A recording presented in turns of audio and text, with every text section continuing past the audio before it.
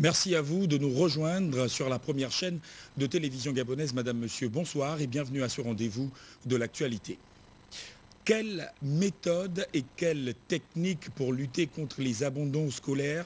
La réponse à cette question et tout le sens donné à cet atelier sous-régional de formation organisé conjointement par le ministère en charge des Affaires sociales et l'Organisation islamique pour l'éducation, la science et la culture. La cérémonie d'ouverture des travaux était présidée par le ministre délégué aux Affaires sociales Nzengimi Indou, Elvire Tali Médaringeng. Comment trouver des solutions adéquates au phénomène de l'abandon scolaire?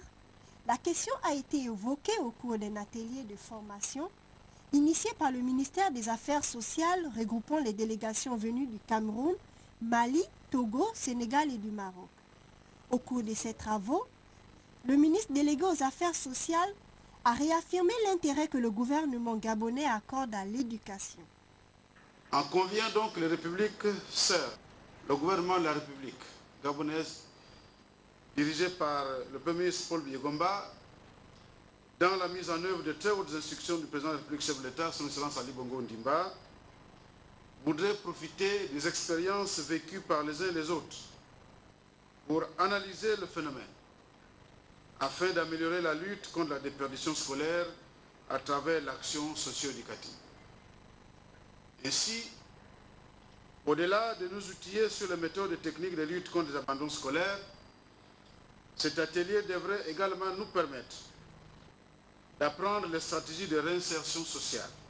Occasion tout indiquée pour la représentante de l'ISESCO au Gabon d'édifier l'assistance sur les enjeux de l'éducation dans un pays qui veut atteindre les objectifs du millénaire pour le développement. 4 objectifs subsidiaires sont poursuivis. Premièrement, développer le système éducatif pour lutter contre l'analphabétisme et contribuer à la généralisation de l'éducation pour tous et réaliser ainsi le développement durable. Deuxièmement, promouvoir la recherche scientifique pour diffuser le savoir et en exploiter les résultats en vue du développement.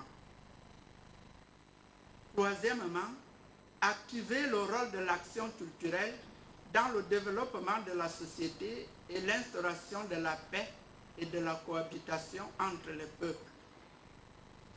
Enfin, contribuer à combler le fossé numérique entre les États membres. Des progrès importants ont été réalisés en matière d'éducation au Gabon. Mais le défi demeure en ce qui concerne l'abandon scolaire. Vivement que les travaux de ce séminaire aboutissent à des résultats satisfaisants. Le festival international Festidam poursuit sa caravane de sensibilisation contre l'avortement clandestin en milieu scolaire à Libreville. Après le lycée national Leyomba, le tour est revenu au lycée d'État Pauline Djendjengonju d'accueillir la direction de Festidam. Cherel Bongota, Arnaud Mengue. Démarré il y a 2 semaines à Libreville, le lycée d'État Pauline Djendjengonju a constitué la deuxième étape de cette campagne de sensibilisation contre l'avortement clandestin. C'est une initiative de Festidam, Festival international des dames. Le message est clair, la sensibilisation, rien que la sensibilisation sur ce fléau. Tout le monde est concerné, les parents, les cadres, les enseignants, les amis, les copines. Et je pense que le gouvernement qui nous suit est en train de réfléchir sur d'autres projets pour voir comment on peut lutter. Est-ce qu'on peut vraiment lutter? Et nous sommes aussi des artistes, nous sommes des leaders d'opinion. Et c'est fort de ça, on se dit, rester, passer à la télévision, c'est très bien, chanter ou faire, c'est très bien. Mais nous avons cette grâce qui est celle de pouvoir aller vers des jeunes et d'apporter un message. Et ces jeunes nous écoutent. Nous sommes là en tant que, c'est un système de relais, nous travaillons en système de relais. Donc nous avons constitué un dossier avec des faits par rapport à ce que nous avons apporté à ces jeunes-là, que nous avons mis sur la table les autorités de la place. Tout comme à la première étape, au lycée national Leyomba, le message semble être passé chez les concernés. Je dirais qu'avec frères et sœurs qui le faisaient, nous devons leur lancer un appel vivant en leur disant de ne plus faire cela parce qu'on gagnerait beaucoup. faire cela, on gagnerait beaucoup sur le plan démographique, sur le plan financier, sur le plan économique. Femme gabonaise, s'il te plaît, si tu m'écoutes, garde ton enfant. Parce que ton enfant, c'est l'avenir de mon pays, c'est l'avenir du Gabon. Donc, si tu as déjà décidé de t'entretenir pour faire des rapports sexuels, tu dois garder cet enfant. Cette caravane qui rentre dans le cadre de la lutte contre ce phénomène en milieu scolaire n'entend pas s'arrêter là. Prochaine étape, lycée technique national Omar Bongo, car dit-on, mieux vaut prévenir que guérir. Le Gabon, à l'instar de la communauté internationale, vous le savez, a célébré hier la journée mondiale des orphelins du sida. Au lycée, Paul Eman Eyégué, le ministre délégué aux affaires sociales et à la santé, Claudine Memvoula, a mis en exergue les notions de solidarité et de partage prônées par le chef de l'État Ali Bongo Ondimba. Blandine Adanvé, les précisions. Effort concerté et unifié pour une prise en charge globale des orphelins du sida. Le thème retenu pour cette journée consacrée aux orphelins de sida est interpellatif à plus d'un titre. Les plus hautes autorités de notre pays déploient chaque jour des efforts dans le sens de venir à bout de cette pandémie, de cet ennemi qui tue nos pères, nos mères, nos frères et sœurs, est assez expressif. Une fois de plus, il a été démontré combien le sida représente une véritable menace pour la jeunesse. Chers enfants, être orphelin n'arrive pas aux autres. C'est pourquoi les services sociaux présents dans les établissements scolaires sont là pour connaître vos difficultés afin que l'État vous vienne en aide.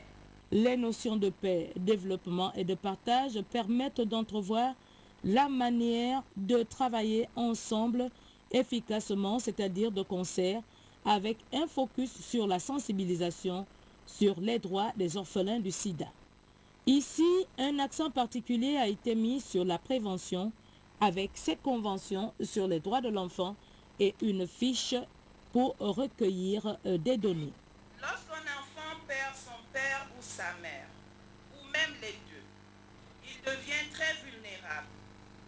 Bien que la journée d'aujourd'hui soit dédiée aux orphelins du sida, le gouvernement de la République voudrait que tous les orphelins, sans distinction et sans discrimination, bénéficient d'une attention particulière afin d'éviter le rejet et la stigmatisation, même si le poids psychologique de la maladie est une donnée qui nécessite une prise en charge particulière.